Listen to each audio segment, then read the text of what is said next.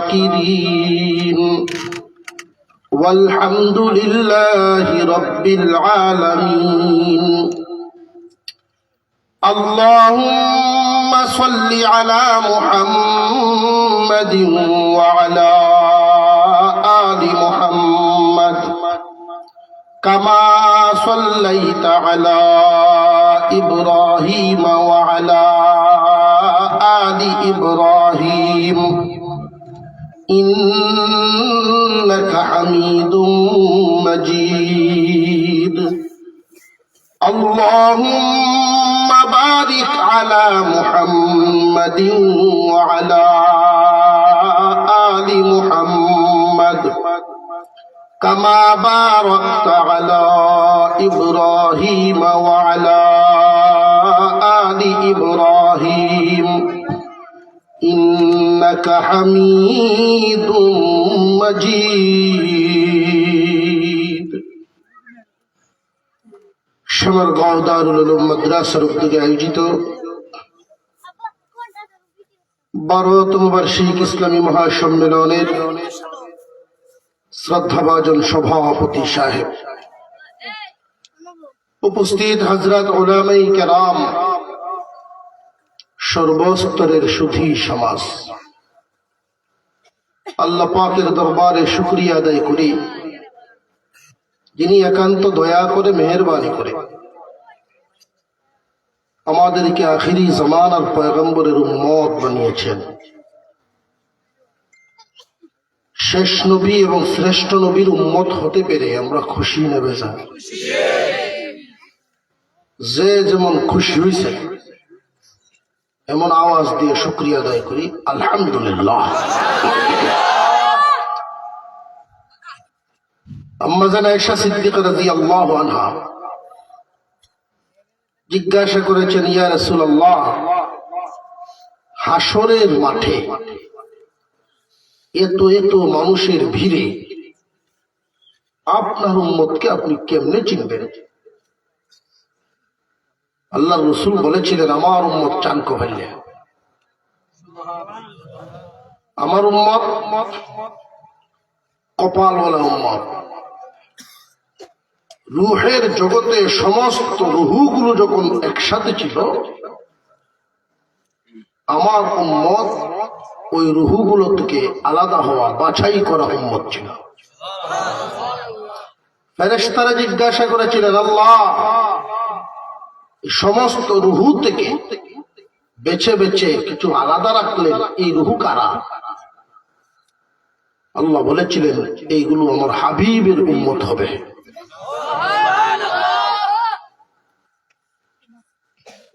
আল্লাহর রাসূল বলেন, কোন মাঠে যদি 1000 গরু থাকে, 1000 মহিষ ঘোড়া এগুলো থাকে,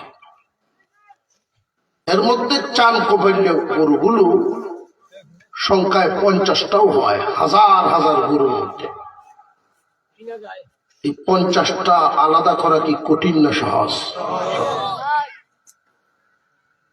রাসূল বলেন, আমার উম্মত দুনিয়াতে ওযুর আমল করে,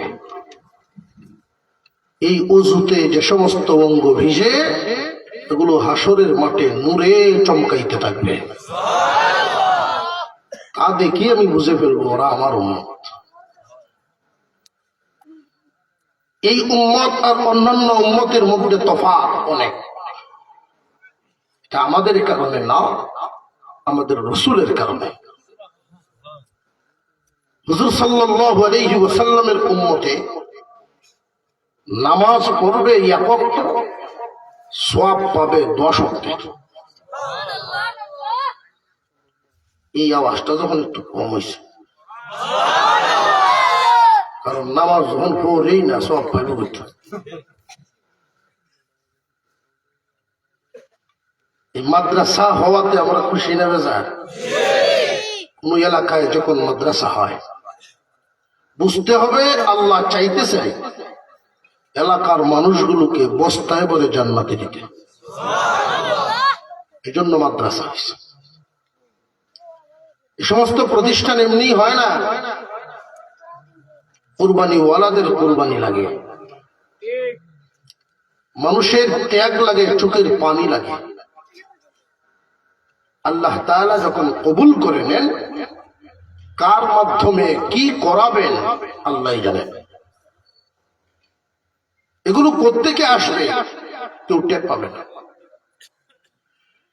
কমিটি হিসাব নিকাশ মিলাবে, চিন্তা ভাবনা করবে, পাবে, আল্লাহ করে ফেলবেন আরেক পাবে। শর্ত হইল আগে কবুল করাতে হবে। এলাকায় প্রতিষ্ঠান হওয়াতে যদি এলাকাবাসী খুশি থাকে, নিজের জন্য বংশের জন্য যখন দোয়া করেন, মাদ্রাসার কথাও স্মরণ রাখবেন, আল্লাহর কাছে দোয়া কর, আল্লাহ আমাদের এলাকায় দ্বীনি মাদ্রাসা হইছে, তুমি কবুল করে নাও। পারবো না ইনশাআল্লাহ? হুজুর সাল্লাল্লাহু আলাইহি ওয়াসাল্লামের উম্মত হইছি আমরা, ঠিক, তো এই উম্মত হইয়া যে লাভবান হওয়ার কথা, এই লাভবানটা হইতে পারছি না। নিজেদের মর্যাদা যে জায়গায় নেওয়ার কথা সেখানে নিতে পারছি না। নবীজি সাল্লাল্লাহু আলাইহি ওয়াসাল্লামকে আল্লাহ তাআলা দুনিয়াও দিয়েছেন, আখিরাতও দিয়েছেন।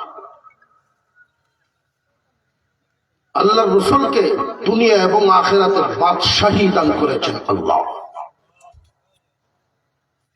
কেউ কেউ প্রশ্ন করতে পারেন, হুজুর একবার খাইতেন, একবার উপাস থাকতেন, আমরা তো শুনছি জীবন এমন ছিল নবীজির, বাদশাহী কেমনে হল? আল্লাহর রাসূল আসলে গরিব ছিলেন না, গরিবী জিন্দেগি পছন্দ করতেন। একবার খাওয়া, একবার উপবাস থাকা, এটা উনি পছন্দ করতেন। গরিবদের মতো থাকতে উনি ভালোবাসতেন। উনি মূলত গরিব ছিলেন না। কোন ব্যক্তি ফু দিলে যদি পাথর স্বর্ণ হয়ে যায়, উনি গরিব না। আওয়াজটা যখন আস্তে আস্তে পাথর স্বর্ণ হয়ে যায়। নবীজির একজন সাহাবী সালমান ফারসি রাদিয়াল্লাহু আনহু, উনি যখন ইসলাম গ্রহণ করেন, ওনার বয়স ছিল 120 বছর। হুজুর আকরাম সাল্লাল্লাহু আলাইহি ওয়াসাল্লামের দরবারে ঘন ঘন আসা যাওয়া করেন, বেশি বেশি সময় দেন। নবীজির চেহারা মুবারকের দিকে তাকায়া থাকতে উনার ভালো লাগে। উনি তো মূলত আরেকজনের গোলাম। মালিক খুব প্রেসার দিল যে, সালমান, বুড়া মানুষ আপনি, আপনারে বেশি কিছু বলতেও পারি না, এত বেশি বেশি মুহাম্মাদের দরবারে কেন যান?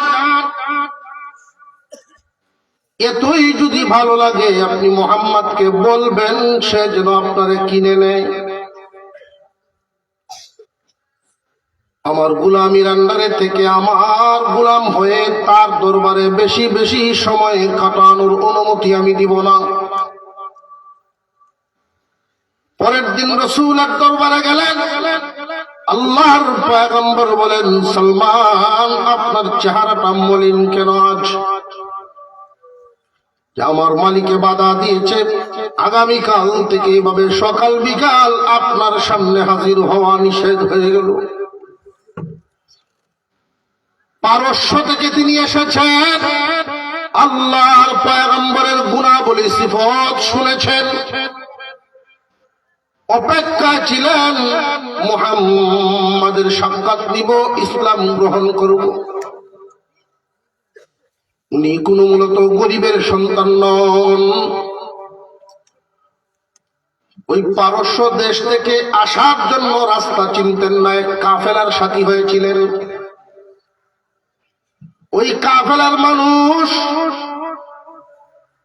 উনার সাথে ধোঁকা দিয়া গোলাম হিসাবে মদিনায় এনে বিক্রি করে দিছে। এই গোলাম বনে গেলেন উনি, যাওয়ার কোন সুযোগ নাই, মানুষের ধোঁকায় পড়ে গেছে। আল্লাহর পয়গম্বর বলেন, চেহারা মলিন করবেন না।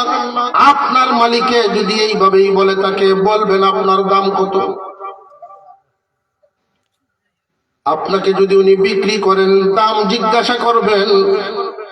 সালমান ফার্সি ওনার মালিকের কাছে যখন দাম জিজ্ঞাসা করলেন, এমন ভাবে দামটা চাইলেন দুনিয়ার স্বাভাবিক কোন মানুষ এই দাম পরিশোধ যেন করতে না পারে। সালমান ফার্সির মালিক বলল, সালমান, মুহাম্মদকে গিয়া বলবা তোমার দাম হলো 2 শর্ত পূরণ তোমার দাম। 1 নাম্বার শর্ত, কয়েক কেজি ওজন হবে এমন একটা স্বর্ণের চাকা দিতে হবে। কয়েক কেজি, কয়েক তুলা না। 1 তুলা স্বর্ণের দাম বর্তমানে কত? 2,15,000 তুলা, বুঝছেন না? 6টা না রকম। কয়েক কেজি স্বর্ণ গরিবের ঘরে থাকবে না বড় লোক কোটিপতির ঘর? বিলিয়নার, প্রচুর সম্পদশালী যদি হয় তাহলে কয়েক কেজি স্বর্ণের মালিক হয়। মুহাম্মদ তো শুনছি গরিব মানুষ, এই মূল্য পরিশোধ কেমনে করবে? 2 নাম্বার শর্ত হলো, মুহাম্মদকে বলবা একটা খেজুর গাছের একটা বাগান লাগায় দিতে হবে। শর্ত হলো ওই খেজুর গাছগুলো 1 বছরের ভিতরেই যেন বড় হয়, খেজুর ধরে এবং পেকেও যায়। সময় কতদিন? আরো জোরে। দুটাই অপূরণীয় শর্ত। সালমান ফার্সি চেহারা মলিন, যে মলিনেই রইল আর ভালো হইল। নবীজির দরবারে এসে বলেন, ও আল্লাহর নবী, আমার মালিক 2 শর্ত দিয়েছেন, এই 2 শর্ত। আল্লাহর পয়গম্বর বলেন, চিন্তার কারণ নাই, তোমার মালিকের কাছে যাও, আগামীকাল আমি আসব, 2 শর্ত পূরণ করেই তোমাকে কিনে নিব। আরো জোরে কন্যা সুবহান।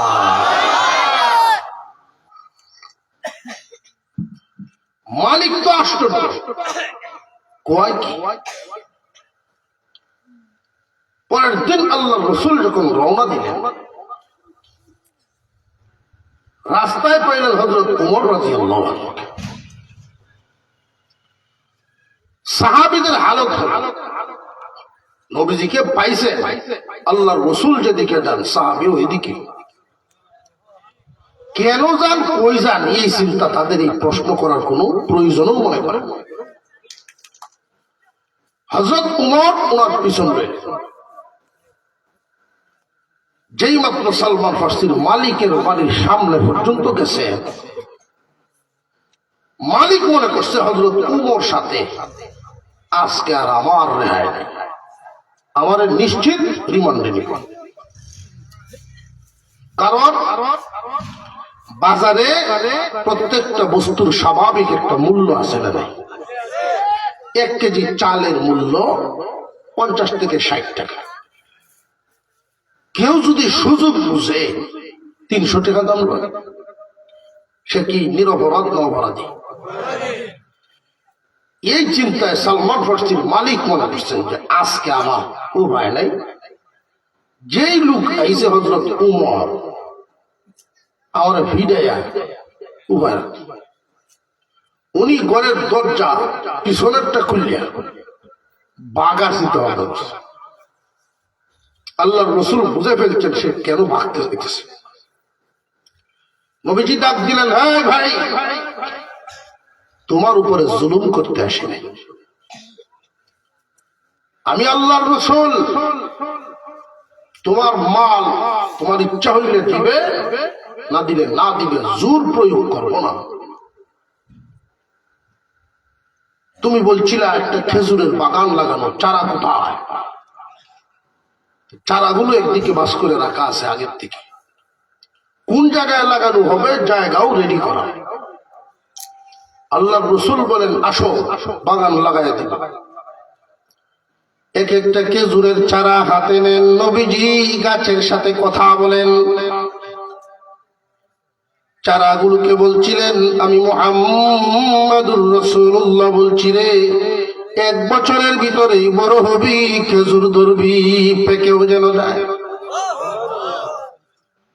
আল্লাহর পয়গম্বর এক একটা চারা হাতে নেন, কথা বলেন আর রোপণ করে দেন।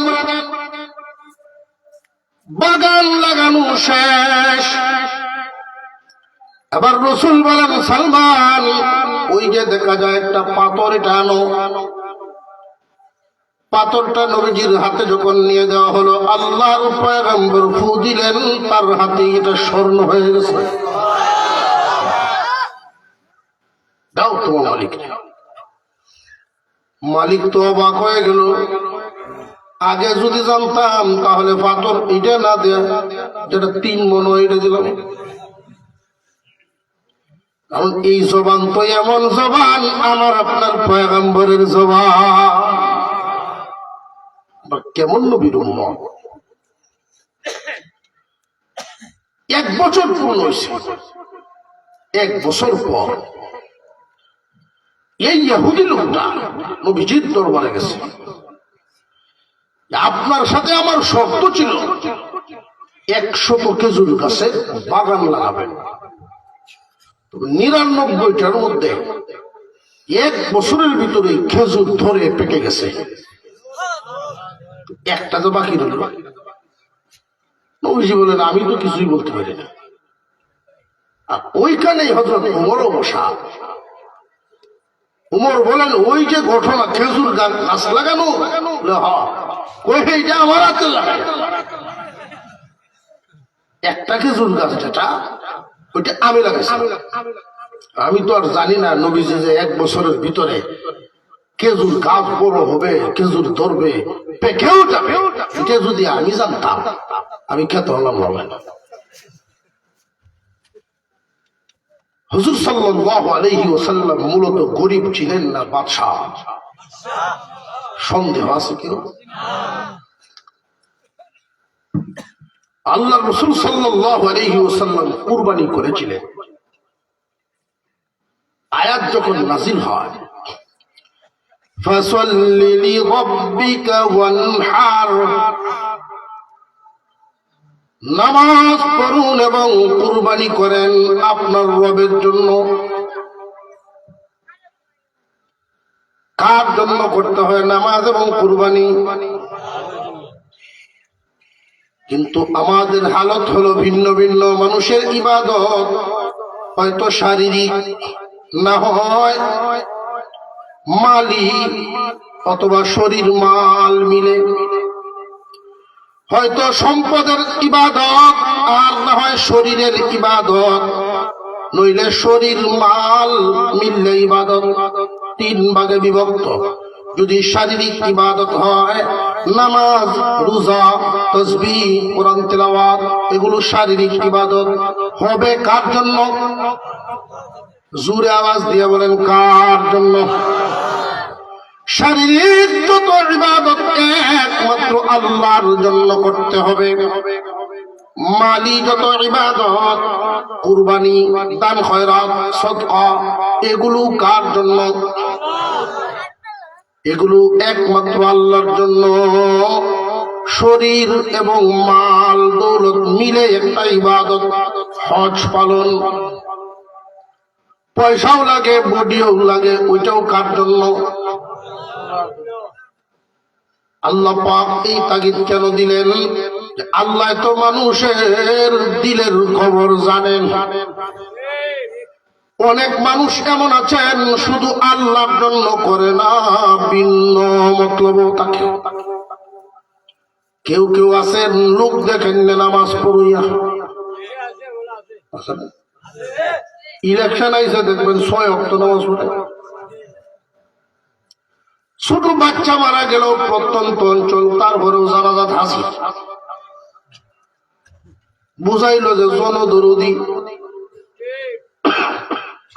ইলেকশনের পরে দেখবেন আর বার্তা নাই, নামাজ যে পড়ছি 5 ওয়াক্ত না 6 ওয়াক্ত হতো। কেমনে আসরের নামাজ কোন জায়গায় 4টায়, কোন মানুষ 4:15। 4টায় গিয়ে মুসল্লিদের সাথে নামাজ পড়ে দেখা সাক্ষাৎ করে দোয়া লইয়া গেছে, আরেক মসজিদে গিয়ে দেখে জমাত আরম্ভ হয় 15 মিনিটের বেশ সময়। এখন সাথীদের সাথে কথা হইলো, নামাজও কারণই না বিদায় লইলেন। বিদায় যে লইবেন এরা মনে করবো নামাজ পড়ছি না, আমরা তো ভোট আইসি তো জানে না। নামাজ তো বালা কাম পড়ে নাই আবার।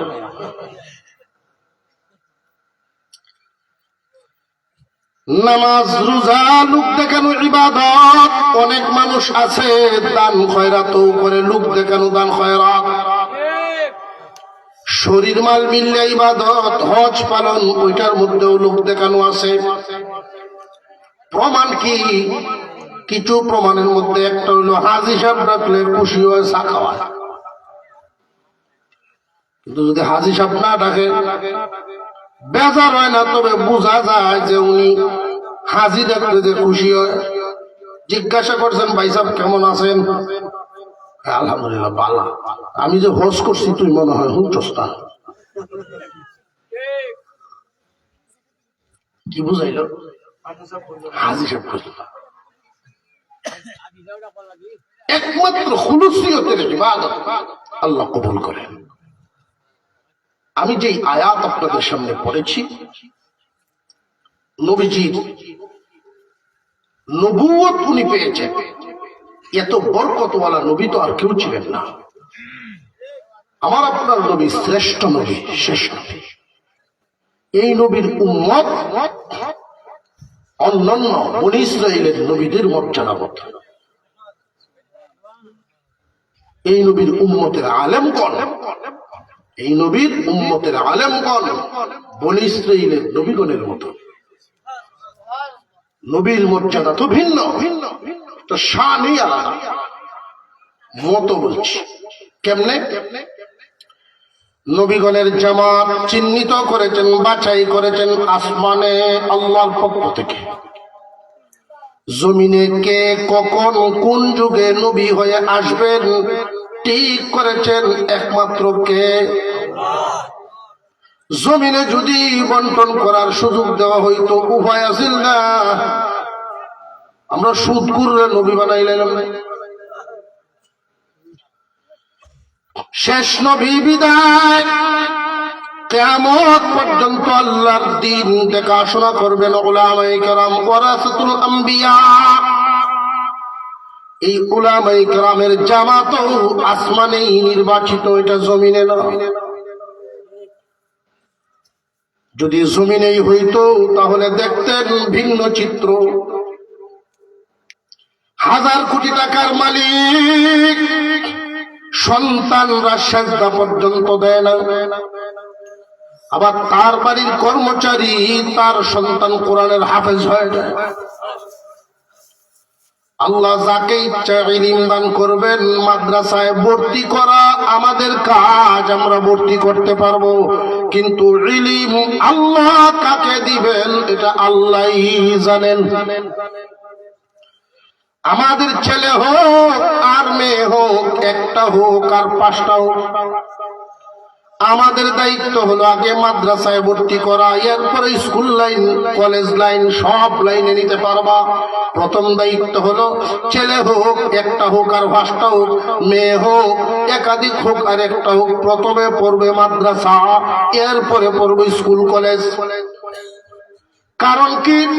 কারণ একটু আগেই বললাম উম্মতে মুহাম্মাদি কপালওয়ালা কিন্তু লাভবান হতে পারছে না। না হওয়ার কারণ হলো এই উম্মত নামাজ পড়বে এক ওয়াক্ত, সব পাবে 10 ওয়াক্ত। 5 ওয়াক্ত নামাজ পড়েন যারা, 50 ওয়াক্তের সওয়াব পায় তারা। কিন্তু লাভবান হতে পারছি না আমরা। বেশিরভাগ মানুষ নামাজ পড়ে না, বেশিরভাগই নামাজ ছাড়ে। আপনারা তো পাবেন না, জামডি যেমনি লাগাইছে ওয়াজ হইলে আপনারা আমরা মাথায় কেনে পারা লাগে, সকলে মিললে করলাম যাই করি। আমরা শুধু কামা লাগায় রাখলাম যদি এত দূর নেত্রকোনার থেকে আইসেন, এত দূর থেকে আপনি আইসেন, ওয়াজ খালি আপনি করুন, সকলে মিলে করলে বোঝা গেল আপনারা গ্রহণ করতেছেন কথাগুলো। বেশিরভাগ মানুষ নামাজি না বেনামাজি? উম্মতে মুহাম্মাদি। অন্যান্য উম্মত নির্দিষ্ট জায়গায় গিয়ে নামাজ পড়তে হতো, সব জায়গায় নামাজ পড়লে নামাজ হইত না। এই উম্মতকে আল্লাহ অনুমতি দিচ্ছেন তামাম জমিন মসজিদের হুকুম। শুধু মসজিদে গেলেই নামাজ হবে, আউরে বললে হয়নি না হয় না? এই উম্মতকে আল্লাহ এত সহজ করে দিচ্ছেন,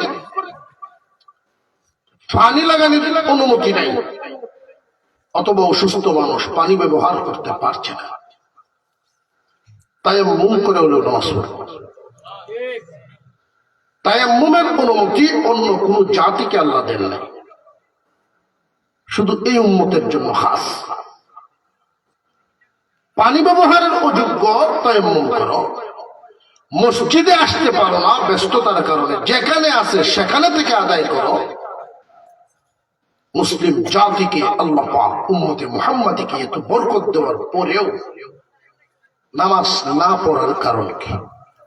কারণ হলো যতগুলো কারণ, এর মধ্যে একটা হলো নামাজ জানে না। বেশিরভাগ মানুষ নামাজ না জানার কারণেই নামাজ পড়ে না। আপনার বাচ্চাকে যদি প্রথমে মাদ্রাসায় পড়ান, এরপরে স্কুল কলেজ পড়ুন,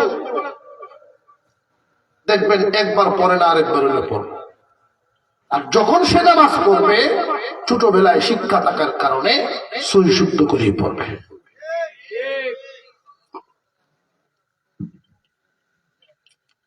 আমাদের বর্তমান সমাজে আমরা যে দৃশ্যটা দেখি, মানুষ নামাজ পড়ে ঠিক, কিন্তু বেশিরভাগেরই নামাজ হয় না। নামাজ সহি হওয়ার জন্য শর্ত হইল তিলাওয়াত সহি হওয়া। ঘরে ঘরে কোরআন তিলাওয়াতের আওয়াজ হওয়া চাই। একজন মানুষ মুসলমান সহি শুদ্ধ ভাবে যদি কোরআন তিলাওয়াত করতে না জানে, ওই মানুষটা পৃথিবীর সকল ডিগ্রি হাসিল করলেও শিক্ষিত বলা যায় না। সহি শুদ্ধ ভাবে কোরআন তিলাওয়াত করলে ওয়ালা আপনার এই সন্তান শ্যামারগাঁও, এই শ্যামারগাঁও বাড়ি আপনার চিন্তার কারণ নাই। আপনার সন্তান যদি সহি শুদ্ধ তিলাওয়াত শিখে, পৃথিবীর যে কোন জায়গায় সে চলে যাক, ইহুদি রাষ্ট্র হোক, খ্রিস্টান রাষ্ট্র হোক, মুসলিম কালচার হোক, বেঈমানদের কালচার হোক, আপনার সন্তানের কোরআন তিলাওয়াত থাকার কারণে, এতটুকু নূর তার ভিতরে ঢোকার কারণে অন্তত আপনি বুকে হাত দিয়ে নিশ্চিন্তে শ্যামারগাঁওয়ে থাকতে পারবেন। আপনার এই সন্তানটা পৃথিবীর যেখানেই থাকুক না কেন ঈমান হারা হইবে না। কোরআন তিলাওয়াত আমাদের অনেক গার্জিয়ানরা সন্তানদেরকে সময় মতো করায় না। সন্তান বড় হইলে পরে পড়বো এই নিয়তে ছোটবেলায় পড়ায় না, কিন্ডার গার্ডেনে সময় পার করে দেয় না। এই ভুল করা যাবে না। মুরব্বীদের জবানে একটা কথা শুনতে পাই, কাঁচা থাকতে নানু আলে বাস, পাকলে করে টাস টাস। ছোটবেলায় যদি পড়াশোনা না করেন, বড় হয়ে আর তার দ্বারা কোরআন শিক্ষা অর্জন সম্ভব হয় না। ছেলে হোক আর মেয়ে হোক, ভাই হোক আর ভাতিজি হোক, একটা হোক আর পাঁচটা হোক, প্রত্যেক মুসলমান সহি শুদ্ধ ভাবে যেন কোরআন শিখে ফেলে, এই চিন্তা প্রত্যেক মা বাবার অন্তরেও থাকা চাই।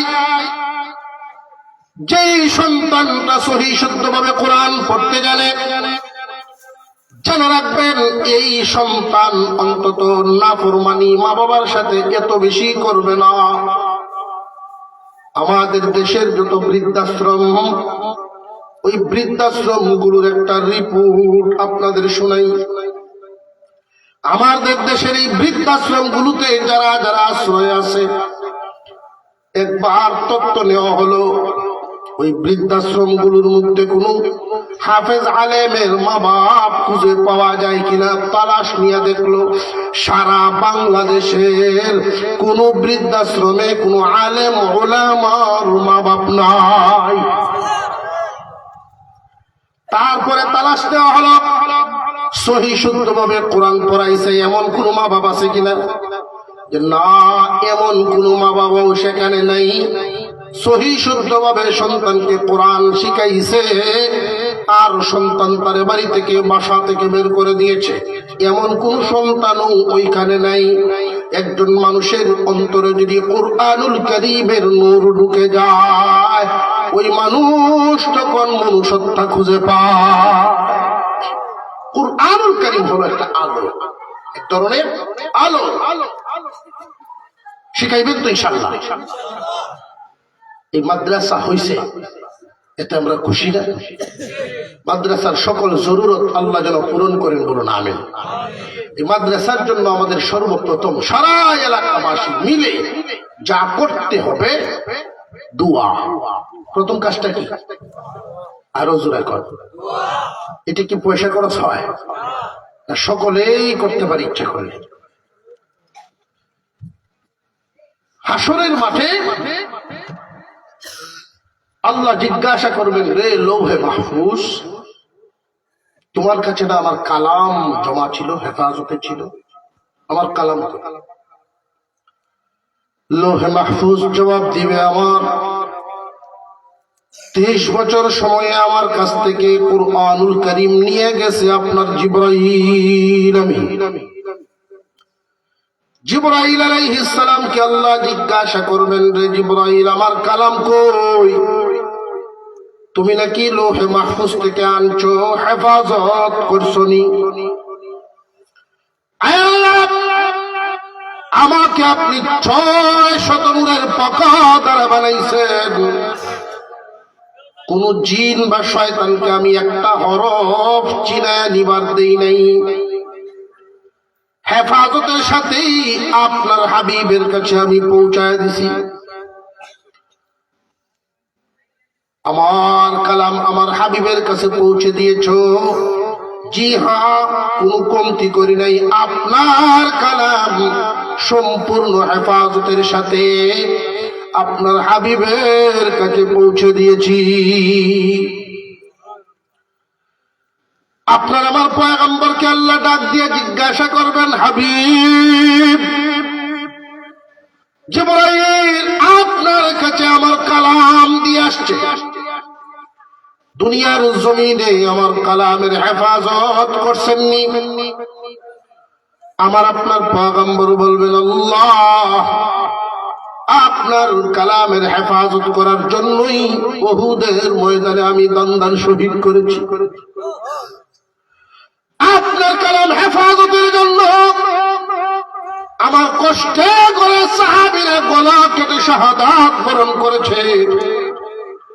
আপনার কালামের হেফাজতের জন্যই তায়েফের ময়দানে আমি পাথরে আঘাতপ্রাপ্ত হয়েছি, আমার গায়ের রক্ত জুতায় গিয়ে জমা হয়েছে। এখন আমার কালাম কোথায়? আপনার কালাম আবার উম্মতের হেফাজতে দিয়ে আসছি। আপনার উম্মত কি পারছেনি আমার কালামের হেফাজত করতে? আপনার উম্মতেরা কি আমার কালামের হেফাজত করছেনি? তখন আপনার আমার পয়গম্বর সিজদায় পড়ে ডাকবেন, আল্লাহ আমার উম্মতকে এইভাবে কাঠ করায় জিজ্ঞাসা করিয়েন না। আপনার কালামের হেফাজতের ব্যাপারে উম্মতকে জিজ্ঞাসা করিয়েন না, বরং এই হালতে আপনি দয়া করে আপনার কালামকেই ডাক দেন, আপনার কালামকেই জিজ্ঞাসা করুন। ওই কঠিন ময়দানে আল্লাহ ডাক দিবেন আল্লাহর কালামকে, ওই সময় হাফেজে কুরআন গণের সিনার ভিতর থেকে বেরিয়ে যাবে। হাফেজে কুরআন তাদের সিনার ভিতর থেকে আল্লাহর কালাম বেরিয়ে আল্লাহ রব্বুল আলামিনের সামনে একটা বডি নিয়ে দাঁড়ায় যাবে। আমরা দুনিয়াতে যেইভাবে বিচার আদালতে উকিল আর জজের তর্ক বিতর্ক দেখি, উকিল আর জজ জানলে জেরা করে, এইভাবে আল্লাহ আর আল্লাহর কালামে কথা হবে। আল্লাহ বলবেন আমার হাবিবের উম্মতেরা কেমনে তোমাকে হেফাজত করেছে। আল্লাহর কালাম জবাব দিতে থাকবে, আয় আল্লাহ আপনি তো সবই জানেন, কিয়ামত পর্যন্ত আপনার হাবিবের উম্মতদের একদল আমাকে হেফাজত করার জন্য পৃথিবীর কোন শক্তি যেন আমাকে দফন করতে না পারে, আমার কোনো ক্ষতি যেন করতে না পারে। এই জন্য অনেক মায়ের সন্তানেরা আমার হেফাজতের জন্য আমাকে পুরা তাদের সিনার ভিতরে ভরে লুকায়া রাখছে, মুখস্থ করে তাদের অন্তরে ঢুকিয়ে নিছে। তাম পৃথিবীতে লক্ষ লক্ষ কুরআনের হাফেজ আছে না নাই? পৃথিবীর কোন গ্রন্থ এইভাবে হেফাজত হয় না। আল্লাহর কালামের হেফাজত যেইভাবে উম্মতে মুহাম্মাদীর একদল মানুষ মুখস্থ করে অন্তরে সিনার ভিতরে লুকায় নিছে। আয় আল্লাহ এই মানুষগুলো আমাকে অন্তরের ভিতরে লুকায় মুখস্থ রেখে হেফাজত করার জন্য যখন বাড়ি থেকে বের হয়েছে, ছোট ছোট মানুষগুলো মাদ্রাসার ফ্লোরে গিয়ে ঘুমায়। 7 বছর 6 বছরের বাচ্চারা মাদ্রাসায় ভর্তি হয়ে ফ্লোরের মধ্যে ঘুমায় রাত কাটায়। প্রচন্ড ঠান্ডার মধ্যেও শেষ রাত্রিতে যখন ঠান্ডা পানি দিয়ে ওযু করে কোরআন নিয়ে বসে যায়। এই দৃশ্যটা যখন তাদের মা বাবার মনে হয়, লেপ তুষক নিয়ে পাশাপাশি স্বামী স্ত্রী ঘুমিয়েছে, যে বাচ্চাটা মা বাবার সাথে এই বয়সে ঘুমানোর কথা ছিল, এই বাচ্চাটা সেখানে নাই, মাদ্রাসায় ভর্তি করে দিয়েছে। নুরানি বিভাগ বলেন, হিফজ বিভাগ বলেন, এমন শিশু দেখি পেশাব করে দেয় বিছানায়, এত ছোট। এই বাচ্চাগুলো এখানে ভর্তি আছে। মা বাবার যখন স্মরণ হয়, একজন আর একজনকে দেখে আর চোখের পানি ছাড়ে। মা বাপ একজন আর একজনের সান্ত্বনা দিয়ে বুঝায়, আমরা তো দুনিয়া কামানোর জন্য সন্তান ওইখানে দেই নাই, আল্লাহর কালামের হেফাজতের জন্য দিয়েছি। আরো জোরে করে সুবহানাল্লাহ। আল্লাহর কালাম হেফাজতের জন্য এই দুধের বাচ্চা ছোট্ট শিশু মা বাবার আদর থেকে বঞ্চিত করে মাদ্রাসার ফ্লোরে দেওয়া হয়। আল্লাহ বলবেন ওই দিন আল্লাহর কালামকে, এই কালাম এমন মা বাবা হাসরের মাঠে সম্মান পাইতো না পাইতো না। আল্লাহর কালাম বলবেন, হায় এদের সম্মানিত করা হোক। এমন কুরবানিওয়ালা মা বাপকে সম্মান দেওয়া হইলে আমার হক আদায় হয়। আল্লাহ ডাক দিবেন ফেরেশতাদেরকে, যাও বিশাল হাসরের ময়দানে খুঁজে খুঁজে বের করো হাফেজে কুরআন গণের আলেম উলামা গণের মা বাবা কোথায় আছে। ওই কুরবানিওয়ালা ত্যাগী মা বাবাদেরকে খুঁজে খুঁজে বের করো। খুঁজে খুঁজে বের করবেন মা বাবাদেরকে, খুঁজে খুঁজে বের করে এক কিনার করবে। এদের সম্মানার্থে তাদের মাথায় নূরের টুপি পরাইয়া দিবে। আসরের ময়দানে যারা উপস্থিত থাকবে সবাই তাকায় দেখবে হাফেজে কুরআনদের মা বাবার মাথায় নূরের টুপি। একজন আর একজনকে বলবে, দুনিয়ায় যখন দেখতাম ওই মানুষটা তার সন্তানকে নিয়ে মাদ্রাসায় যায়, আমি তখন আমার সন্তানকে নিয়ে স্কুলে যাইতাম। দুইজনের তর্ক বিতর্ক দুনিয়াতেও হইতো, তুমি তোমার সন্তান রে মাদ্রাসায় পড়ায়া সরকারি কোন চাকরি তো করাইতে পারবা না, আর আমার ছেলেকে দেখো, দুনিয়ার সার্টিফিকেট অর্জন করাবো, আমি অফিসারের বাপ হব। আজকে ওই কোরআনের হাফেজের বাপ, তার মা কত সম্মানী হয়ে গেল। কোরআনের হাফেজের মা বাপ দুনিয়াতেই দুনিয়া কামানোর আশা তারা ছেড়ে দিয়েছিলেন। সরকারি চাকরি করবে, সরকারি চাকরিজীবীর মা বাপ হবে, আশাই তারা ছেড়ে দিয়েছিলেন। কিয়ামতের কঠিন ময়দানে আল্লাহর দরবারে হাফেজ আলেমের মা বাপ হওয়ার আশায় দাঁড়িয়েছি। আল্লাহ নূরের টুপি দিয়ে ওরা সম্মানিত করবে। এক একজন হাফেজ এবং আলেমকে আল্লাহ হুকুম দিবেন, সুপারিশ করো, সুপারিশ করো, তোমাদের সুপারিশ গ্রহণ করা হবে। এই জমিনের মধ্যে একদল মানুষ কুরআন পড়ে, আরেক দলে পড়ায়, আরেক দল মানুষ আছেন পড়ানো সাহায্য করে, সহযোগিতা করে, ব্যবস্থা করে, আছে না নাই? একদলে কোরআন পড়াইয়া কোরআনের হেফাজতের কাজ করে, আরেক দলে কোরআন পড়িয়া কোরআন হেফাজতের কাজ করে। আরেক দল মানুষ ব্যবস্থাপনার জন্য দেখেন কি পরিমাণ কুরবানি, বাবার রেখে যাওয়া জমিন, ফসলি জমিন বানাই নাই, নবীর বাগান বানানোর জন্য জায়গাটাই দান করে দিল।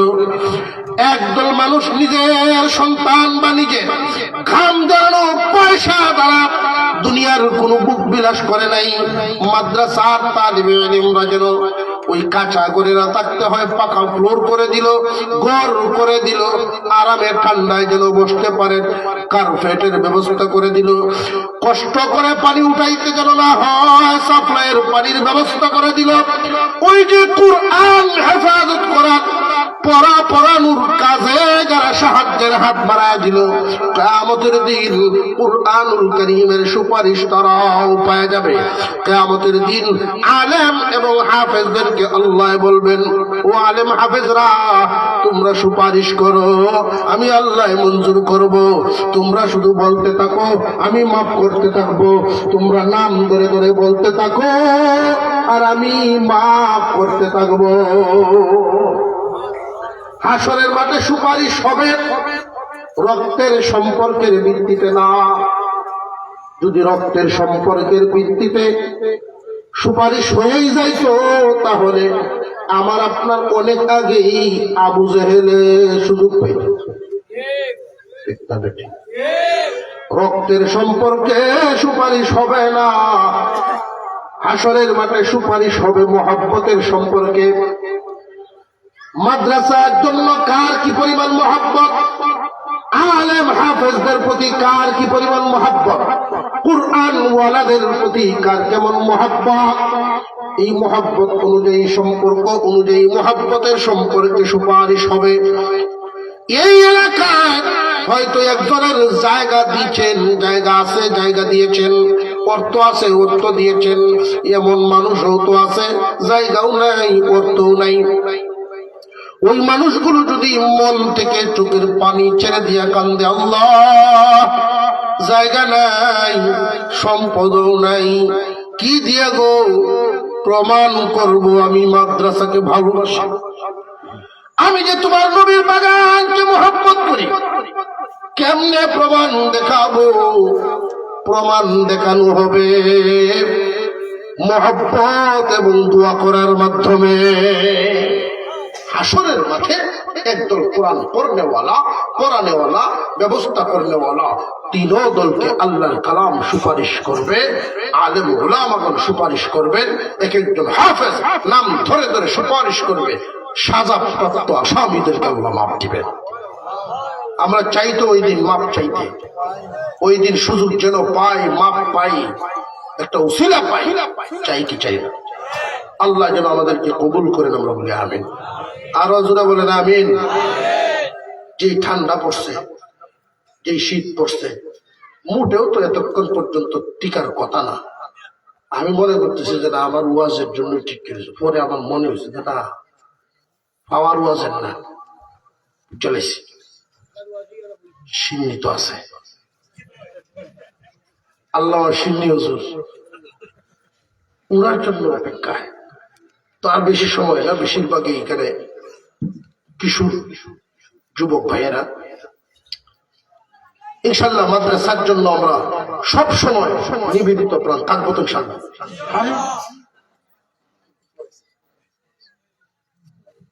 আলহামদুলিল্লাহ আলহামদুলিল্লাহ। আমাদের সকলের বড় মহাব্বতের মানুষ আল্লামা শাহিনুর পাশা চৌধুরী সাহেব, আমরা তো ছোটবেলার থেকে পাশাপাই হিসেবে জানি। বড় কুরবানিওয়ালা লোক, আর কুরবানি করতে গিয়ে অনেক সময় আশপাশে যদি কেউ, কাছের মানুষ যদি কেউ কষ্ট দিয়ে দেয়, মনে ধোঁকা দিয়ে দেয়, আল্লাহওয়ালারা মন থেকে ভেঙে পড়ে। আমি ছোট ভাই হিসেবে সাক্ষাৎ হয়ে গেছে, ভাইটাকে আমি সাহস যোগাই, আমি বলি এটা আমরা আছি ইনশাআল্লাহ তাআলা, আপনি ভেঙে পড়বেন না, সামনের দিকে অগ্রসর হবেন ইনশাআল্লাহ। আপনার দিল অনুযায়ী মানুষ আপনার সাথে থাকবে, উদার দিল। এরকম একজন মনের লোক আলেম সমাজের জন্য সংসদে বলিষ্ঠ কণ্ঠ নিয়ে আওয়াজ দিয়ে কথা বলার মতো একটা ব্যক্তি। নতুন গিয়ে একটা মানুষ শিখতেই সময় যায় 5 বছর, আর ওনার লাইন গাছ সব জানার কিনা, শুধু ডান বামে থেকে ওনাকে ক্ষতিগ্রস্ত করে ফেলছে বলে হয়তো বুঝে উঠতে সময় লেগে যায়। আল্লাহ তাআলা যেন ওদেরকে হেদায়েত দান করেন, ভাইকে হিম্মতওয়ালা বানিয়ে সামনে চলার ব্যবস্থা করে দেন, বলুন আমিন। আজকের মাহফিলে যারা শামিল হয়েছেন প্রত্যেকেই আমার জন্য দোয়া করবেন, আমি আপনাদের জন্য দোয়া করি, মাদ্রাসার জন্য দোয়া করি।